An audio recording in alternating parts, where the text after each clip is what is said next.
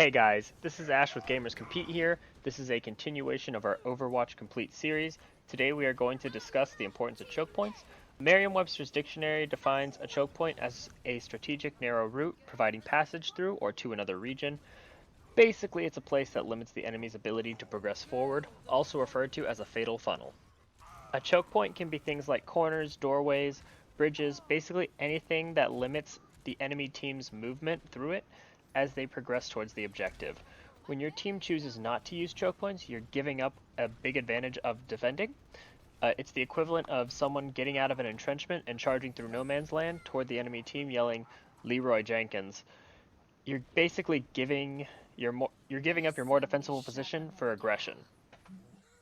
Here you see the defending team's tanks are playing very aggressively. Their teammates are forced to move forward to support them. This allows the enemy team's Junkrat to sneak past them to the objective and backcap it.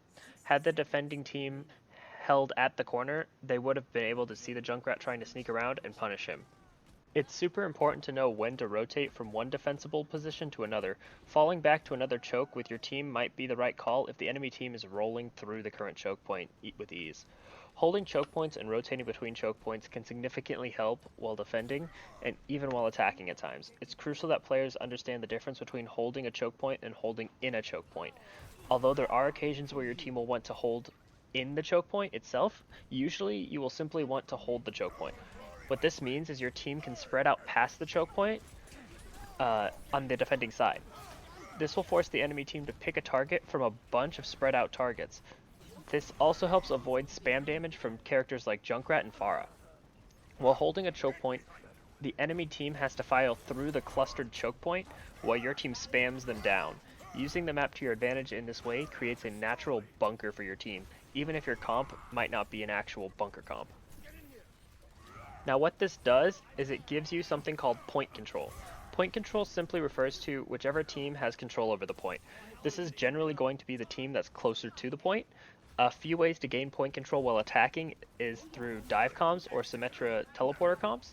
While using Hanamura for an example, the attacking team uses Symmetra's teleporter to simply skip past the enemy team to the objective and begins to capture it. The Symmetra turrets up the point, and the attackers are now defending the point from the defenders.